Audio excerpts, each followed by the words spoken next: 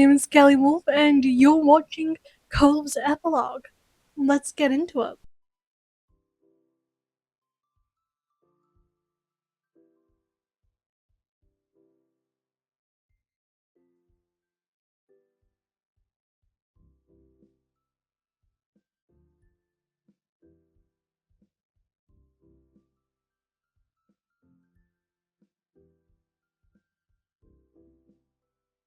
Oh, Bean! The last name rung especially strong in your mind, because it was a name you'd share. Without a word, Cove lifted his arm for you to take. His blue eyes were crystal clear. You could see your future sparkling within them. Seeing him like that, completely ready to marry you, was breathtaking. You wrapped your arm around his gleefully, creating a secure link. The touch coaxed one of his precious lovely smiles onto his face, though he still couldn't say a full word. An assistant joined in, only briefly handing you a delicately crafted white poppy and black rose. This bouquet you had designed with Cove. Yeah, I probably could have done the, oh well.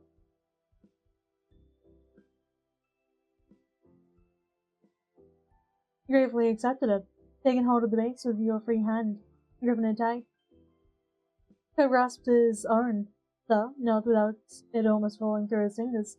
Then he rested it against his chest protectively. The assistant made their exit while you tried to relax by breathing the gentle perfume of the bouquet. It was sweet and beautiful, reminding you of Cove. He peeked at him from behind the pedals. He was watching you too. While waiting in the wings, footsteps, the distant shout of the crowd, the heavy breathing of your partner, and your own heartbeat pattered in your ears. You closed your eyes closed as you strained to hear the cue above the rest of the noise. But there was no need. You knew the moment had arrived. When everything was in the distance went silent. It felt as if it even felt as if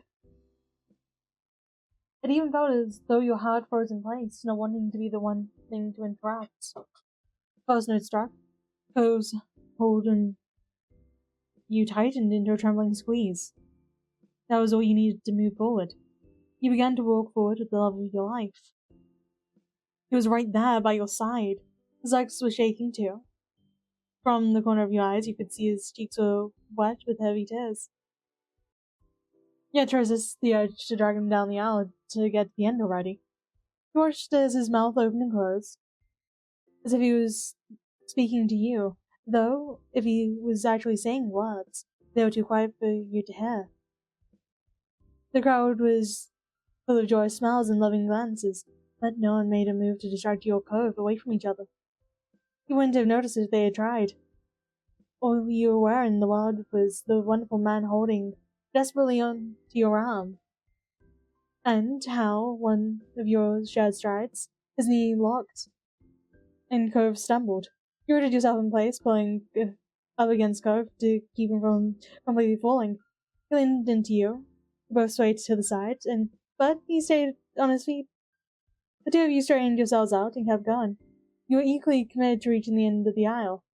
It may not have been graceful, but to you, it was beautiful. And you made it. When you arrived, you loosened your hold on one another, changed positions. You stood in front of him face to face. Slowly, Cove's lips parted again. Finally, the time you knew what it was. Your name. Finally, he shifted the bouquet's weight over so he could use one hand to caress her cheek.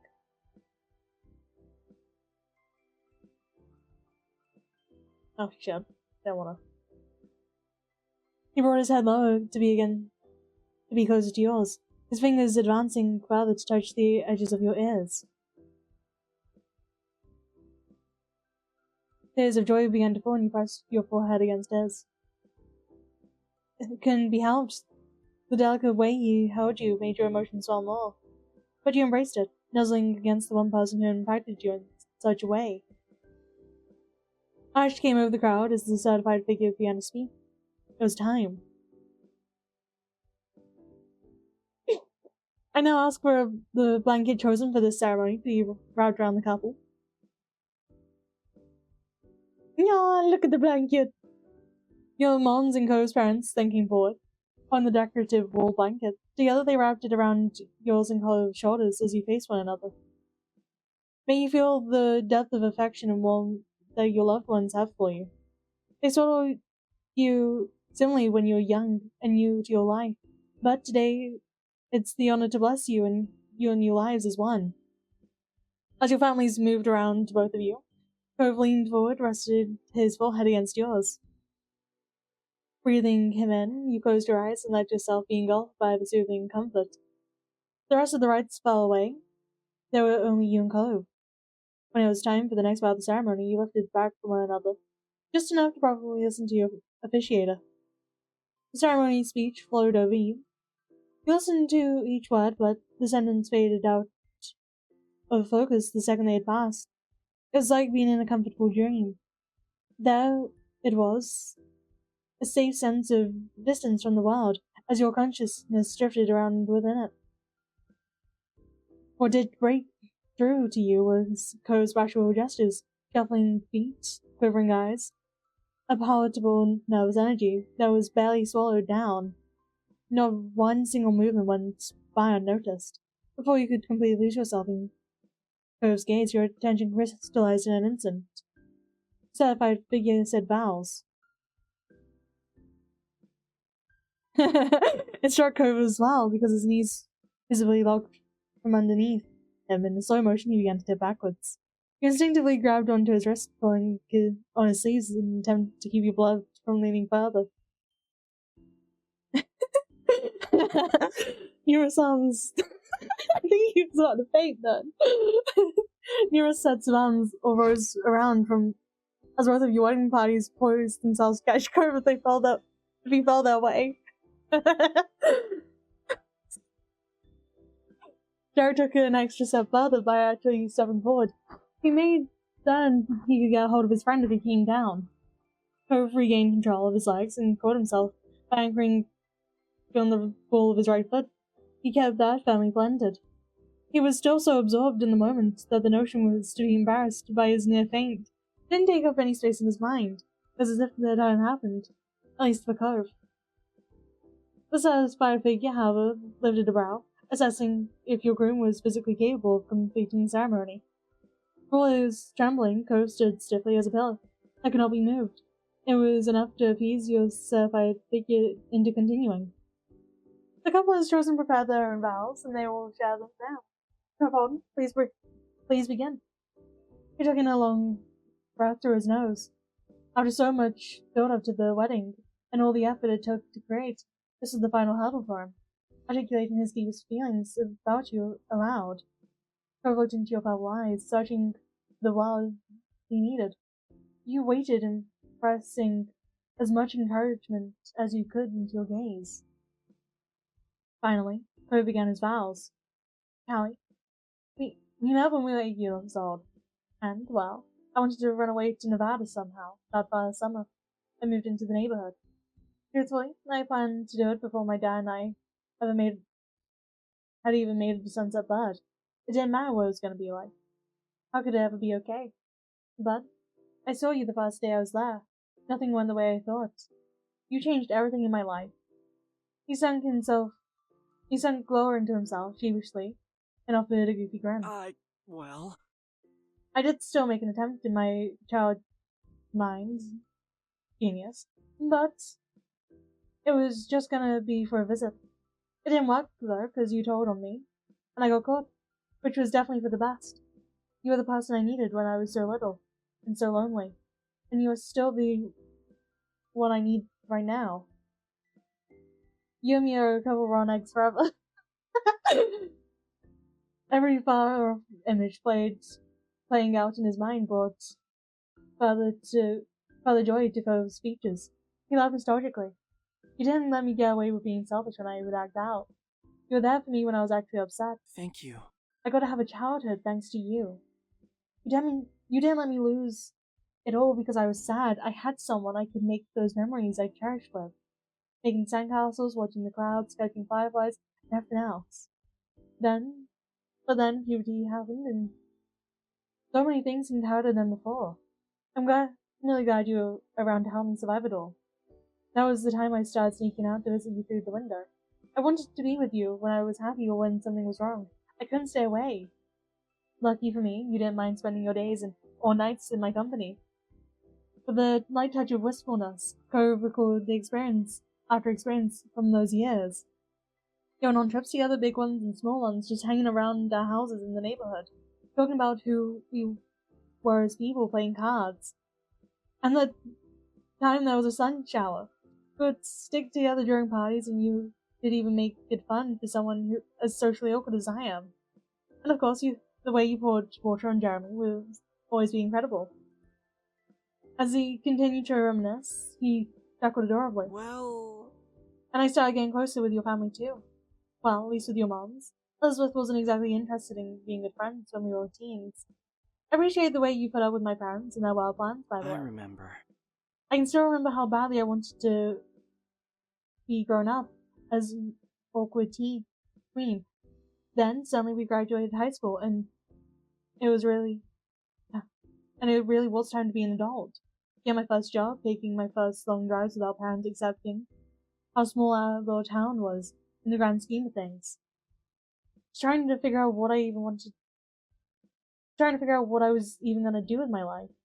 I was lost, and all I wanted was to make sure I didn't lose what mattered when things had to change. Most of all, you.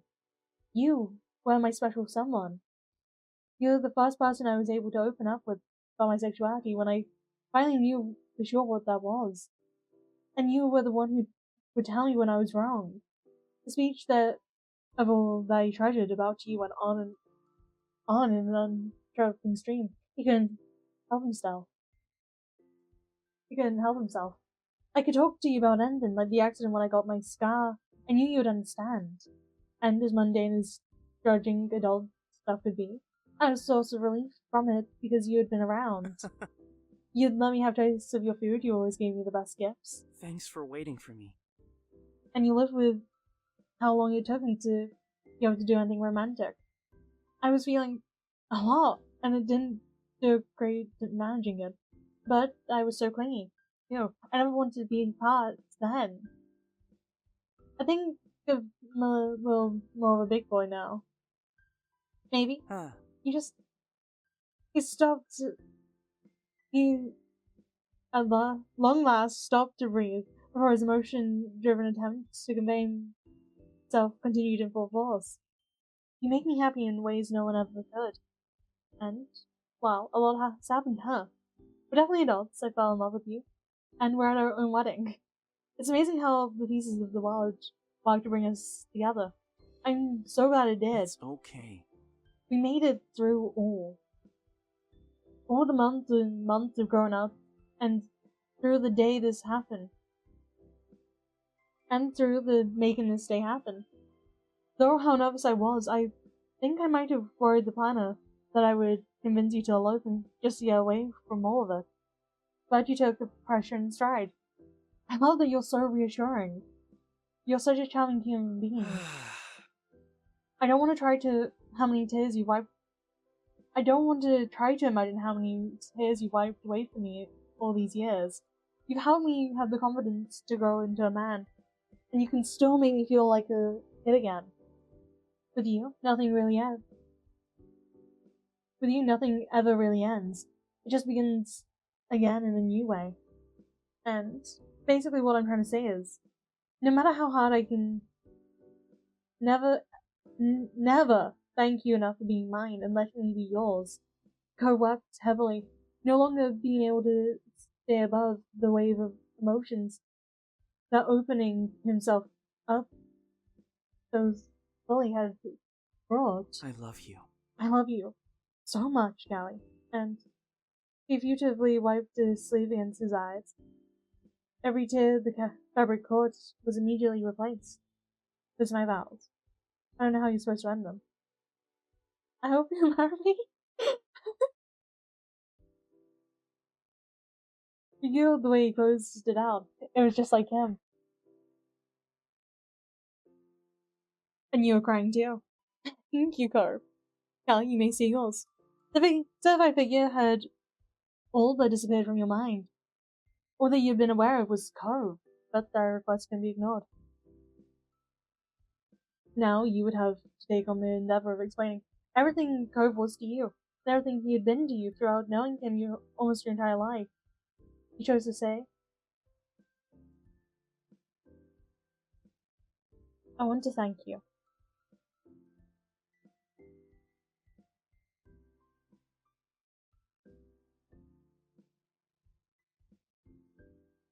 For all the times you insisted I get the bed. You're a very stubborn gentleman.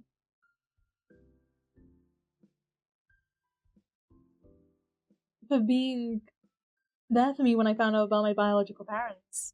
It's important, and I'll never forget your support then. For remembering things about me, even stuff that wouldn't matter to anyone else.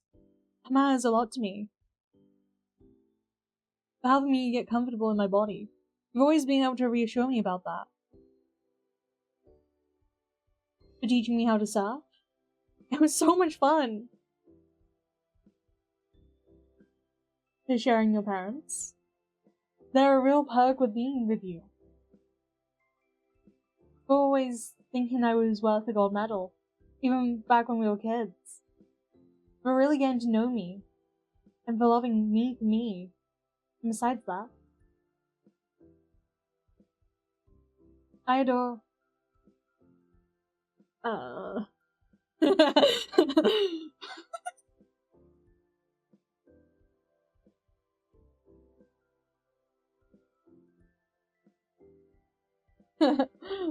The way that you've been such a beach bum ever since you were born.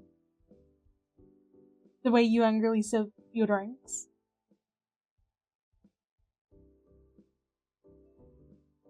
How excited you get about food. How clean you are. You wave your eyebrows, you laugh, and you smile. You're just gonna do all these. How you rub your arm when you're nervous. How easy you are to fluster. The way you're somehow always a bit of a mess. The awkward way you try flirting. That you're so open with your emotions. That you're such a troublemaker. That adorable way you text. I promise. Never stop trying to make you happy. To cherish everything you've given to me. To always leave a window open for you. To continue letting you have taste of my food. To comfort you when your anxieties make you scared. To still love you even as we both change. To still love you even as we both continue to grow and change. To wait as long as you need for everything. To wipe your tears when they fall. To get you to the house directly on the beach someday. For an anklet on request whenever you want. Sit on your chest again, to let you have joint ownership of my shell collection. To go along on your spontaneous dawn adventures. Along with that, Cove's blush had crept all the way to his neck after you let yourself get carried away of listing every little detail about him that charmed you.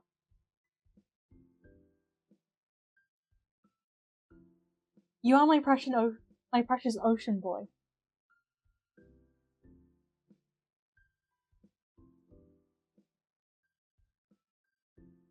I'll be there for you no matter what. Oh my god! Cove covered his face with trembling hands. He was crying and laughing and all around about to pass out again. The satisfied figure nodded contentedly, accepting those vows as you swore an oath to your very nearly husband. And Cove Holden, do you take Callie Wolf to be your lawful wedded spouse? He let his hands forward, ready to face you directly. Cove, shaking, drifting wet eyes, stayed locked in yours, and with the confidence of a man who had been waiting for this moment. For years, he'd answered with a complete certainty. I do. I do. It was completely heart-stopping, but your turn to respond came. And do you, Callie Wolf, take Cove Holden to be your lawfully wedded husband?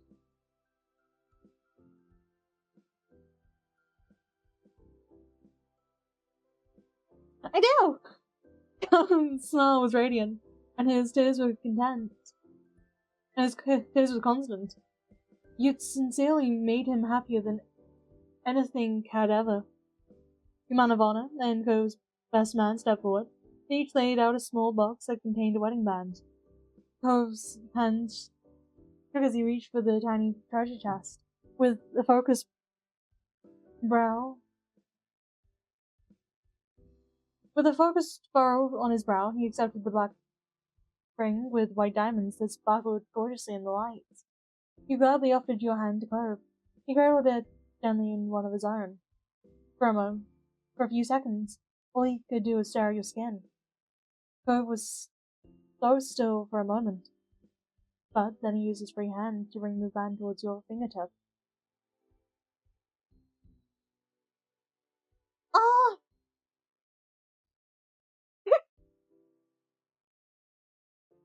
Look at our nails, they're so pretty and colorful. And that's the ring that we chose. Oh. He carefully slid the ring to its proper place on your finger. Your gaze locked onto it, utterly amazed. Swallowing thickly, Cove raised his hand out for you. You held it in return. Brushed your thumb across his palm. It was your turn.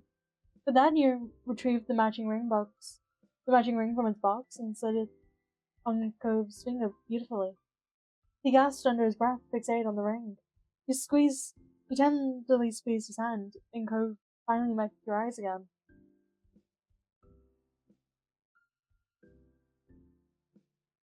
He held your gaze with an electrifying stare. You were in awe of the whole moment. Then, by the power invested in me by the state of California, I pronounce you husband and spouse. You cannot guess. Cove's knees may have started knocking together once more, but his gaze was nothing but eager. You threw yourself into Cove's arms to kiss passionately. Waiting even a second longer was impossible. You sprang forward like a shot and tangled yourself around him. Your husband stumbled, but was able to keep a proper hold on you, as you knew he would. Your lips connected with Cove's in an urgent expression for your love. For him. He returned the kiss just as neatly. He used a thumb to carefully push away the tears still clinging to his eyelashes. The beautiful flowers of bouquets tickled against your skin as Cove's body pressed it up against you. After your faces shifted away from just a hair's breadth, so you could see one another fully. His expression was wholly adoring, and you could still feel his warmth lingering. The blanket was then moved off of you and Cove, being passed to your parents for safekeeping after the ceremony. The crowd erupted with cheers and applause around you. Giddily, you ducked your head towards Cove's shoulder and laughed. The confetti! Like, this is the best part of the entire ceremony so far. Confetti. All around you, confetti rained down like delicate flower petals. Your smile widened, watching your friends and family excitedly throw it into the air in celebration. Peeking over Cove, you realized he was barely paying attention to the jubilance around both of you. Instead, his gaze was solely fixated on you. You scooped Cove up into your arms. Cove recognized the mischievous look curling on your lips. You swept him up into your arms with a wide grin. So now the crowd whistled, but you took the time to admire the adorable blush rising in Cove's cheeks. You went down the aisle gleefully. As you passed your friends and family, you caught several thumbs up and proud nods and cheery waves. Some were even still clapping, sniffling your vision threatened to fill with tears after witnessing more than a handful of people dabbing their eyes with tissues. When you briefly came close enough to Mr. Holden, he patted Cove on the shoulder. Despite his weepy expression, you could tell that he had the greatest pride for his son. You blew kisses to the crowd. The kisses you blew out to your guests were met with new rounds of cheers and whistles. After leaving the ceremony late in the afternoon, it was time for wedding photos. You and Cove met up with the wedding party and the photographer, whilst the other guests headed over to the reception spot. The excursion was filled with fun and laughter while the photographer set out again the ideal shots. Cove lovingly held your face, not afraid to show his affection, right in front of the camera for a change. His thumb brushed lightly across your skin, and then he pressed his forehead to yours. His breath was warm on your skin, and you closed your eyes. Shut out. Oh my god! And you closed your eyes shut to relish in his love. When he pulled away, you were speechless. But you also had a feeling that this was going to be one of the best shots of the lot. When the sun began to set an hour later, you knew it was time to rejoin with everyone else. And so you eagerly go back into the car again to finally see the second location. You and Cove took a turn down the main path. There your friends and family were patiently waiting for this moment. The room filled with cheers and whistles and applause at your arrival. As the noise lessened, you began to hear various calls of congrats and welcome backs. The love emitting from your friends and family were palpable. Baxter made his way to the center of the area and began to gesture to people in the back. The rest of the staff followed his lead and made space in the crowd. When the path ahead cleared out, you took a deep breath. It was time. The beginning of your first dance song played. You heard a few of the guests speak in hushed tones, anticipation rising as the melody kicked in. It was slow-paced, because you have to have slow dances at weddings, obviously. Cove met your eyes, as ready as he could be, and took your hands. And you took his hands. You heard a high-pitched whine of the microphone and saw back to smiling. And now, the couple will have their first dance. You eagerly led Cove to the dance floor, mood still sky high. Cove did his best to remember the motions that were meant to go with the rhythm of the track. His long, deliberate steps were very careful not to land anywhere near your toes. Your moves were amazing. Step, step, turn, step. You were one with the music, and your routine was on fire. You felt absolutely alive. Your dancing was so good that you were able to cover for Cove's struggles. He laughed as you swept up and down the floor, both of you keeping up with the tempo. The two of you gallivanted across the floor, hearts pounding and expressions bright. Eventually, Cove was able to get in the flow. His body relaxed, and you could see the confidence slowly ease into him. Softly, he took a moment to speak to you. This is the first moment to ourselves since even before the wedding. Cove clearly was grateful for the chance to finally speak to you.